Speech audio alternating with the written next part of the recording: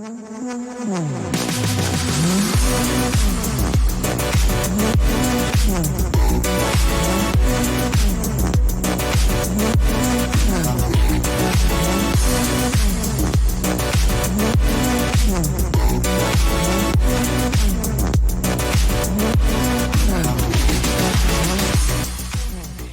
everyone. I'm Hannah. And I'm Emily. And we're the hosts of the I Don't Think So podcast.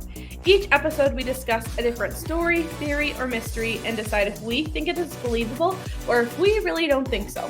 Here at the I Don't Think So podcast, we are affiliated with Flurry Sports, and we present our theories on your favorite place to listen to podcasts every Wednesday. If you like what you hear, give us a rating and leave a comment, or follow us on our socials at I Don't Think So _EH, or you can check out our YouTube at IDTS Conspiracies. Nice conjunctions. Thank you. I am going to jump right into this because I feel very passionate about something before we get into our topic. So, I was just about to say, I got too confident and I looked away and then I lost my spot. That's the worst. So as we know, we are starting our month of September with missing people. Yeah. And you started with Madeleine McCann. And then, I'm not kidding you, my entire feed has, okay, let me back it up. Have you heard, this is in relation to the Madeleine McCann case. Have you heard of the TikTokers / podcasters, Matt and Abby? Yes. They're a couple and they're kind of like, honestly, there's a lot of stuff coming out that he's not a great partner. Yeah. So they, like, literally this last week went on a cruise. Oh. And they have, like, made it their content of, like, tips for bringing your children on a cruise. And they have an almost 2-year-old and almost 1-year-old. So they're like babies, okay? And so Abby posts a picture on Instagram of her holding these baby monitors and said, like, pretty much trying to give the tip of like, oh, well, we got our kids on this cruise, and for the last few nights, we've tried to take them to the kids club where they like babysit your kids for free so that the parents can go out to dinner. But they haven't been really liking it. So obviously we haven't been liking it because our kids don't like it. So tonight we just put them to bed in our rooms and then had the monitors on them. But then the monitors only work like 10 feet away. So then we're FaceTiming the monitors while we leave and go to the other side of the cruise ship for dinner. I don't give a shit if my 2-year-old doesn't fucking like it. You're getting babysat. Like, what is wrong with you? Crazy. And the thing is they're like, there's so many issues of like, first of all, it's the monitors delay. Yeah. Second of all, what if you're like phone glitches or something like that? You lose service in the middle of the fucking ocean. Third of all, just because you're FaceTiming them doesn't mean that someone couldn't get into your room and take them. By the time you make it back, they're gone. And like people were talking about it on TikTok of like issues of like kids being taken on cruise ships and things like that, and kids going missing on cruise ships. Like, it's not that hard. Plus, your 2-year-old could like get up and let themselves out of the room. Yeah, your kids walk. Like, you can't tell me your kids aren't walking. So they could leave, and then you would still have to get to the other side of the ship. Plus, they're like, think about in cases of emergencies where they had to like evacuate that part of the ship, and they would have to be going into where they're evacuating to then get their children that they left alone. Why are we doing that? They're like, this is literally like the Madeleine McCann like story where these people were checking on them and then their kid got taken. But it gets worse, Emily. Oh my God. So this is like, first of all, people are pissed at them because they're like, this is irresponsible. Suck it up. You could have sat out on the balcony of your room and had dinner while your kids were inside sleeping. But then, also, sorry, side tangent. This is like someone preaching how to be a parent. Correct. Like giving advice you're doing. Yeah, you're they're not like, a good parent. well, and that's one comment was like, this is what they posted as like Look at me. suggestions for parents on a trip. Imagine what they do when they don't post. Oh my God. So that was an issue. Then it comes to find out Matt ends up posting this TikTok about how he's in one room with one child and they actually have 2 rooms booked. So one room is with one child and the next room that's next door to it is Abby with the other child. So they could have put both kids in the room next door and done the same exact thing and like gotten room service and only been like, they have like a conjoining room with like the door opens. So they'd still be in the same space with their child, just like you're in a house, but in another room, and ordered room service and still had dinner without leaving their children alone. What the fuck? What is wrong with these people? They're like, on top of it, the amount of people that like, people will pay to bring like a nanny or a babysitter on a trip. These people make specifically so much money. For this reason of like, we will have you take the kids when we want to do stuff by ourselves. And you make so much money. Why don't you do that? Or like, don't bring your kids on the cruise. Because they're like, kids don't really fit well on this cruise. And it's like, yeah, exactly. Weird. Maybe don't go on this type of vacation with your children if you do not want to be responsible for them. Get someone who will watch them at home. Mm-hmm. Get a nanny. Come. There's so many options. Also, I'm so sick of people being like, my child didn't like this one thing that they tried once, so we're not going to do it anymore. Right. Yeah, no shit. Your 2-year-old probably doesn't like being left alone. With people they don't know. With people they don't know. Tough shit. Kids cry the first day of school every fucking year. And what's crazy is like they stay home with their kids. So it's not like their kids are away from them very frequently. So what did you expect by dropping them off at kids care? Yeah, it's going to be hard. They'll be fine. Also, if you're so like unconcerned about your child to the point that you are willing to leave them across a cruise ship, knowing that there's delays, knowing that you technically can't really see them. No. And you have no care. Why do you care if your child cries for 2 hours while you're at dinner? Like I heard this, I'm like, and I am not a fan of Matt and Abby just because they have been on like the wrong side of the argument every time. So many times. And then on top of that, he is just a piece of shit. Yeah, I don't follow them.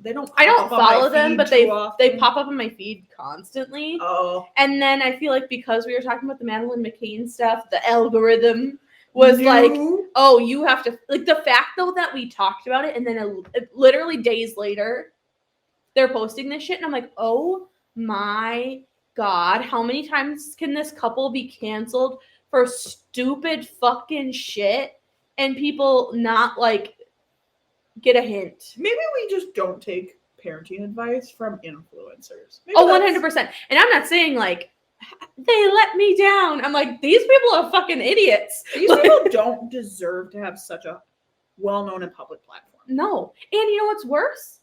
They both have teaching degrees from Arizona. Thanks. Shout out to our Arizona listeners. Sorry. Not to talk shit, but... Oh my God, that's nuts. No, I haven't looked into any of that. I'll have to, though, because it's like, just because something didn't happen doesn't mean it couldn't. Well, and bold of you to like post. Like it's one thing to do it, right? Did they post after they were back with their children? No, they're still there. Oh, maybe it's like old or something. That's what makes me nervous. It's like I get nervous. You are broadcasting to the world that you are leaving your children unattended. Mm-hmm. Like some people. They did post it after that night. Okay. But I don't know if it was like when their trip was done. You know what I'm saying? But hopefully I don't know that for a fact. But I feel like a lot of influencers are like a week behind. That's my hope. But I don't know because she was like posting it on her Instagram story. So that means she would have had to like take a picture of it and then saved it in her camera roll. Because that to me is like, let's just broadcast to any, like, also you're on a cruise ship. Mm-hmm. You will never find your child if they go overboard. Mm-mm. Never. Mm-mm. They're gone. Wild. Stupid. You people suck. Anyways. So yeah, that is not my my missing person today, but I thought we just had to start on that note because I was just flabbergasted. Oh, my gas has been flabbered. Anyway, moving into our actual disappearance Whoa. for the day. This is a story that I'd never heard of before. I feel like I have a lot of those all the time. But I thought it was actually kind of an interesting disappearance, obviously still not solved. And there's a few different theories about what might have happened. So we're going to be talking about the disappearance of Maura Murray. She was born in 1982 and ended up disappearing on the evening of February 9th, 2004, after a car crash on Route 112 near Woodsville, New Hampshire. Oh. Have you heard of this before? No. Okay. Nothing, but it sounds spooky. It is kind of an odd, story. I'll give you a little bit of background information about Maura, and then we'll kind of get into the disappearance and, the events of the night and things like that. Okay. So she was the youngest child of her parents, and her parents ended up getting splitting up, which kind of affected some of the, research and things like that, they say. But she ended up being a really good athlete, and she went into the military academy before coming back and transferring to the University of Massachusetts Amherst to study nursing after her freshman year. Ooh, get it, girl. So 3 months before her disappearance in November of 2003, Murray admitted to using a stolen credit card to order food from different restaurants, including one in Hadley, Massachusetts. And the charge was continued in December, but it ended up being dismissed after 3 months of good behavior. But people are like, I don't know about this girl. Just kind of paying attention to her. Mm-hmm. A little bit of shady maneuvers going on. Yeah. Also, God, I don't know how anyone solved any crimes back in the day. And I know 2003 is not that long ago. Mm-hmm. It is 20 years ago. But that's 21. Crazy. I'm going to roll up. Almost 22 at this point. Mm-hmm. Nope. Did that math wrong. It doesn't matter. Anyways. But the crazy thing to me is I can from my phone pause or cancel my credit card and my debit card. The fact of the matter, if you lose your credit card back in the day, you're just shit out of luck. Whoever can use it. That's wild. Anyway, on the evening of February 5th, 2004, she was on duty at her campus security job, and she spoke on the phone with her older sister Kathleen, and they discussed Kathleen's relationship problems with her fiance. And around 10:30, while Maura was still on her shift, she reportedly was breaking down into tears, her coworkers say. And when her supervisor arrived at her desk, she said she was just that Maura was just completely zoned out, had no reaction at all, and she was unresponsive, which she thought was very weird. Sorry, this girl who stole a credit card has a job at the security office? Yes. Campus security. Okay. Not only did she steal it, she bought food. Honestly, same. And so this is kind of a big part of the story later on, is that she was acting really odd and weird, strange. And so yeah, she was crying, and then she was kind of zoning out, and then that was around 10:30, and then the supervisor ended up escorting her back to her dorm room around 1:20 a.m. And the supervisor asked what was wrong, and Murray said, "My sister," is all she said. So as of today, up until 2017, the information from this call pretty much remained unknown. But eventually, in October of 2017, Kathleen publicly explained the conversation. Why would you explain it earlier? Well, it's because Kathleen was an alcoholic. Oh, okay. And she had been discharged from a rehabilitation clinic that evening, February 5th, and was on the way home. And on the way home, her fiance took her to a liquor store, which ended up causing a relapse. So people speculate that she didn't talk about it because of her relapse, the contents of the call and things like that, which makes sense. But people were speculating of like what the call would be about. So she finally just came out and said like, "This is what I relapsed," mm-hmm. and that would also kind of make sense of like, I've cried after our phone calls for so many things. For so many things. Mm-hmm. I'm sure if like if you had just gotten out of like something like that, and then you're like, also I'm at the liquor store, I'd be like, oh my god. No kidding. On Saturday, February 7th, Murray's father, Fred, arrived in Amherst, Michigan, and he told investigators that he and Murray went car shopping that afternoon and later went to dinner with a friend of his daughter. Murray dropped her father off at his hotel room and borrowed his Toyota Corolla, returning to campus to attend a dorm party, which I didn't know was a thing. I mean, I did. I didn't know, like, I wouldn't tell my dad. No. And she ended up arriving back to campus around 10:30. At 2:30 a.m. on Saturday, or on Sunday, February 8th, so like that night, into early morning, she ended up leaving the party, and at 3:30, en route to her father's hotel, she ended up striking a guardrail on Route 9 in Hadley, causing nearly $10,000 worth of damage to her father's car. Oh, yeah, I'd run away too.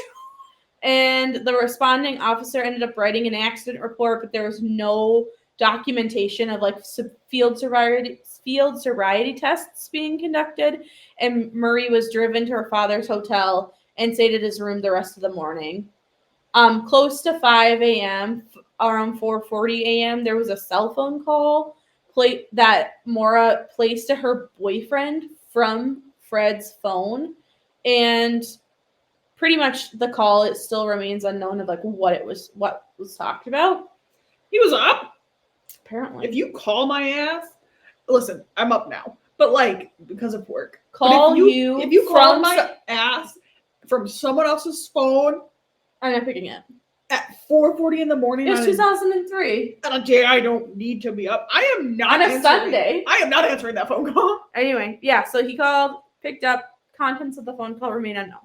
Later Sunday morning, Fred learned about that the damage of his vehicle would be covered by his auto insurance. So he ended up picking up a car that he rented, dropped Maura off at the university, ended up leaving for Connecticut. Then at 11:30 that night, Fred called his daughter to remind her to get the accident reports from the Massachusetts registry, right, to be able to submit to the insurance company. They agreed to talk again Monday night to discuss the forms, and that was it. So that's kind of prior to the disappearance of kind of what was going on. Getting into Monday, February 9th, 2004, sometime after midnight on Monday, February 9th, so kind of Sunday night into Monday, Murray used her personal computer to search MapQuest directions. That's going to bring you back. I remember to print those suckers out. I think about having to do that, and I'm like, I don't know if I could use that anymore. I am telling you right here, right now, if you just had a sheet of paper and said, okay, in about 5 miles, you're going to have to turn right, I'm not knowing where we're going. That doesn't help me. Not at all. But anyway, so she was searching up MapQuest directions to the Berkshires and Burlington, Vermont, which people are like, well, why are you looking to go to Vermont? So they ended up, they first reported contact to Maura that she didn't have any contact with anyone on February 9th until 1 p.m. when she emailed her boyfriend. And she said, I love you more, stud. I got your messages, but honestly, I didn't feel like talking too much of anyone. I promise to call you today, though. Love you, Maura. So that was the first communication that day. It wasn't until 1 p.m. She also made a phone call asking about renting like a condo at the same Bartlett, New Hampshire condo that was associated with her family where they had vacationed in the past. So she was looking to go up that way. Telephone records show that the call lasted only about 3 minutes, and the owner did not rent the condo to Murray, so there wasn't really like a lot of information. Mm-hmm. And then finally at 1:13, Murray called a fellow nursing student, but no one really knows why. Finally, on Monday, February 9th at 1:24, Murray ended up emailing a work supervisor of the nursing school facility that she would be out of town for a week due to a death in her family. But according to her family, there's no death. No one died. No one died. She also said she would contact the university when she returned. At 2:05, Maura called a number that provided records information about booking hotels at Stowe, Vermont. So she's like looking up Vermont, New Hampshire area. And the call lasted approximately 5 minutes. Then at 2:18, she called her boyfriend, left a voice message promising that they would talk later, and that was pretty much it. Maura packed her stuff into her car, and they found like her clothing, prescriptions, college textbooks, toiletries, not in her room when they searched, and so they found most of it in her car when they found her car later. But when they searched her room, campus police discovered that most of her belongings were packed into boxes and the art was removed from the walls. So it was not clear whether Maura packed them that day, but police at the time said she had packed between Sunday and Monday because her dad had been there and didn't notice anything being packed. On top of the boxes was a printed email to Maura's boyfriend indicating like possible trouble in their relationship. Around 3:30 p.m., Maura ends up driving off campus in her like Saturn car. The classes at the university had been canceled that day due to a snowstorm. At 3:40, she withdrew $280 from the ATM close by, and there was like closed circuit footage shown that she was alone. There was no one with her. She ended up going to a liquor store, buying about $40 worth of alcohol, which again, video footage shows her being alone when she was at this purchase. And then she picked up the accident reports and presumably just leaves up Interstate 91 between 4 and 5 p.m. She called to check her voicemail around 4:37, and that's like the last recorded use of her cell phone. To this date, there's no indication that she had anyone of her destination or evidence like that she'd chosen where she was going. Like no one knew where she was going, why she was going, nothing or anything. It was pretty much just like up and left. Up and left, exactly. So at 7:27 p.m., this is when they expect that she ends up getting into a car accident. So she's not a great driver. Well, it's a big snowstorm happening. I know, and the night before she was 100%. Probably drunk. Probably. So around sometime after 7 p.m., a Woodsville, New Hampshire resident heard like a loud thump outside her house. Sorry. Mm-hmm. And through her window, she could see a car that had like spun around and then hit up against a snowbank along Route 112. It also has another name called Wild Am Noosuck. We're just going to call it Route 112. Perfect. And the car ended up being flipped around, so it was going like the wrong direction in the lane because she turned around. She'd spun out. Mm-hmm. The local woman reported that the car accident on the sharp corner was adjacent to her home, and she called the sheriff's department saying like that this woman spun out. Ended up spinning out. And she went and talked to her, and she said that the woman claimed to see a man like smoking a cigarette inside the car with her. Uh-oh. Okay. However, she later said that she had not seen the man or anyone else. So she's like, maybe I didn't see a man smoking a cigarette. How old is she in this? Maura. Yeah. Well, she was She born born in in 82, and it's 2003, so she's like Young 20s. 21. Okay. Okay. So she said that there's supposedly a man in the car. The woman on the phone said, like, there's a man in the car smoking a cigarette. But then later she said that she hadn't seen a man smoking a cigarette. Okay. So no one really knows what. But they think maybe that she'd seen, like, a light glowing inside the car. Sure. And so she just assumed it was a cigarette. But maybe it was actually, like, they're thinking maybe a light from a cell phone or a light from something else that was glowing. Then a passing motorist and a school bus driver who lived nearby stopped at the scene. They saw the car as well as the young woman, and the school bus driver ended up noticing that the young woman was not bleeding or injured, but she was cold and shivering, and he offered to call for help. And she asked him not to call the police. And one report from the police later on said that the bus driver said that she was pleading that he did not call the police and assured him that she had already called AAA. However, AAA has no records of her call. I have a feeling she was also drunk. Right. Again. And there was no, like, there wasn't great cell phone reception in this area, but the bus driver, like, said, like, oh, I live close to here. So he just, like, continued home and later called the police, saying, like, she was there. Oh.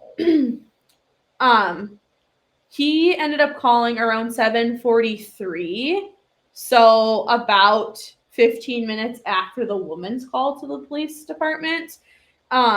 And the bus driver said he was unable to see Murray's car while he made the call because of where his house was located. Sure. But did notice several cars, like, pass on the road before the police arrived. So they said that there was quite a few cars that were passing, her car pulled over, assumedly. Then another local resident living in houses nearby claims to be driving home from work as she passed by the scene around 7:37. She saw a police SUV parked face to face with Murray's car and pulled over briefly, but didn't see anyone inside or outside of either vehicle. So not the cop car or Maura's car. And she just decided to travel home. This witness's statement, like, contradicts the official police log, which has the Harville police arriving 9 minutes after that. So people aren't sure if this woman, like, had a mistaken timeline or, like, if her times was off. If it was, like, an unmarked, she thought it was an unmarked cop, but it wasn't. Correct. Sure. Or did she just have her times messed up? Okay. At 7:46 is when the police officially arrive on the scene based on police reports. According to the police log, around 7:56, the police officer arrived at the scene, but the driver had disappeared. No one was inside or around the car. The car had impacted a tree on the driver's side of the vehicle, severely damaging the front of the car and the headlight, so she had to get out from the other side. The windshield was cracked, and the driver's side and passenger side's airbags had deployed, and the car was locked. Okay. Inside the car, they discovered, like, red stains that looked to be wine. He also found an empty beer bottle and a damaged box of Franzia wine. Been there, girl. In addition, he did find a AAA card issued to her, along with accident reports, gloves, CDs, all of her belongings, and directions to drive to Burlington, Vermont. They also found her stuffed animal and some books and things like that. But missing were her debit card, credit card, and cell phone, none of which have been ever found. Okay. They also reported that some of the bottles that were purchased at the liquor store were also missing. Okay. Anyway, so they continue to kind of, like, rule this as a missing person's report, but there was no obvious, like, evidence of foul play. So they're thinking, like, maybe she'd walked up into the woods, tried to walk to someone's house to get there, but there was no real like idea of what had happened. Between 8 and 8:30, a contractor returned home and saw a young person moving quickly on foot eastbound on Route 112. So this is like an hour to an hour and a half after the accident. About 4 to 5 miles east of where Murray's vehicle was discovered. He noted that the person was wearing dark jeans, a dark coat, a light hoodie, but he did not report it to the police right away because he was confused about like the dates of when he thought he saw somebody. But when he was reviewing his records later, he thought that it might have been her, but he wasn't sure.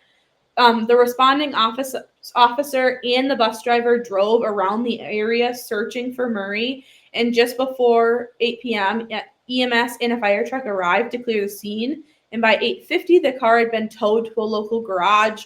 Around 9:30, the responding officer left, and a rag believed to have been part of Murray's emergency roadside kit was stuffed into the Saturn's muffler pipe.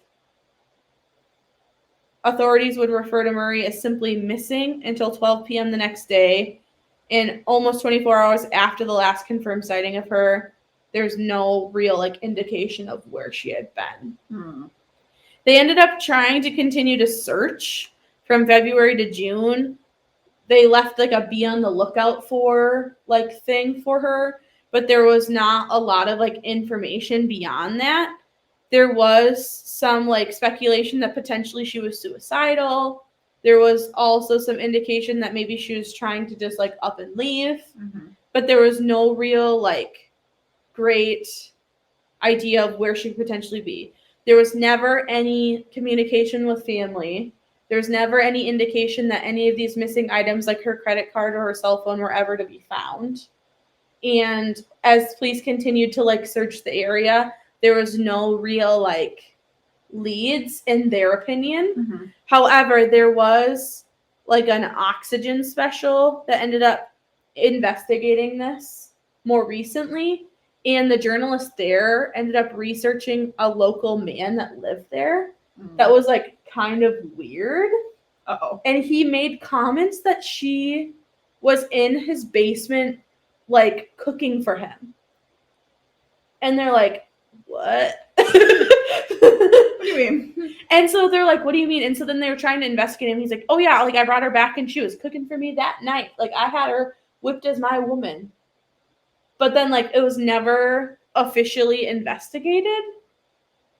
So to this day, they've continued to try to like look into different leads and things like that, but they've pretty much just left it like that to this day, that there's no real answer of what's ever happened. The family's accepted that they think that she's passed, but there's no real indication of what happened. This investigation, however, did bring up a point to the investigators and the journalists that I didn't know about, but apparently, so since she was living in Massachusetts, but the crime happened in New Hampshire, but then she was also trying to go to different states. When they find like a Jane Doe body, they will only look typically in like one state. That's so stupid. So say like she went missing and she ran away, but she ended up, they gave the, like when I was listening to this interview, they're like, say she went missing in Massachusetts, but then she ended up dying in New Hampshire, died in Vermont or whatever. They wouldn't look in Vermont's database for like Jane Doe bodies. Like there's not like an easily accessible national registry of like Jane Doe. So she went in with no identification and no one was looking for her. She could be sitting in some morgue and no one would know.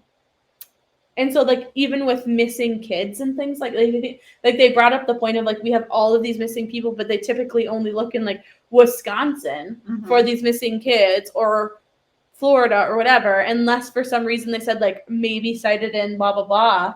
But then if they ever end up dead, no one would ever know because they're not looking in all of these like state databases, which is like, how do you easily find like a good reference point? But I'm like, you'd think with the amount of technology we have now, you're telling me you can't make a this is terrible, but like a Jane Doe Facebook, basically, where Yes. it's, or like a Well, Tinder, you if know? you have like CODIS, which is like a national registry for DNA for criminals, Mhm. you're telling me you can't do that for missing people You're telling me you can't or put Jane in Doe there, bodies? like, And I get some woman roughly between the ages of 25 and 30, you know, this is what her teeth looked like, this is her hair color, this was her skin color, this was her eye color, presumed to be.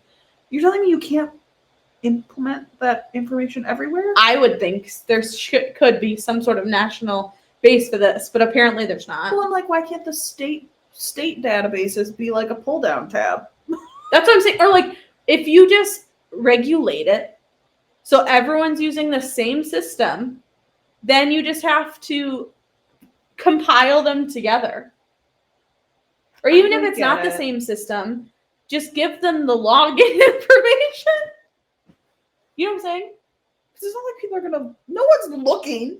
No. Like, wonder which one died in Arkansas today. Like, no one cares. Correct. It doesn't need to be public record, but it could be accessed by like police departments. I would think. But yeah, that came up and I'm like, that's wild. Crazy. Because they're like saying she was in between so many states that if she did run and then maybe passed and somewhere else. Correct. And they couldn't, like, they're not looking there because for whatever reason that would be too, and you know she was there. That drives. Correct. So that doesn't make any sense to me. Anyway, but that wraps up my mystery today. Oh my gosh. Personally, I have a feeling she, you know, alcoholism runs in families. Mm-hmm. I'm not saying that's for sure, but it sounds like we're having some issues with alcohol, just specifically that we've crashed a car the night before after out drinking, and then you went and bought $40 of alcohol, and now you crashed in again. 2003. That's a lot of booze. That's a lot of booze. And you've drank half a Franzia box. Mm-hmm. You're foobarred. Like, I have a feeling, you know, she does what people do when you're drunk. She didn't want the cops called because she probably was worried about going to jail. Excuse me. And she probably knew people were going to call. So she left, threw her debit cards and credit cards in her pocket and took off in the snow. Froze to death. But I'm sure they looked. Yeah. But like animals, creatures, you fall down a hole. Like, I also think that guy's a weirdo.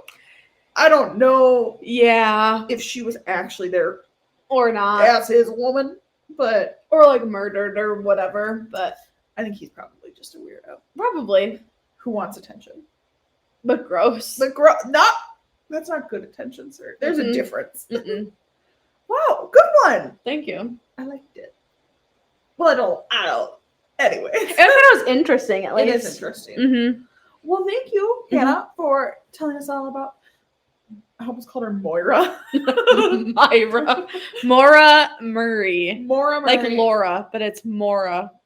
I don't know. Not my favorite name. But if you guys like what you hear, go ahead and like our show, share it, give us a rating, comment. Our socials are _EH. Give us a follow. Check us out. And we'll see you guys next week. Bye.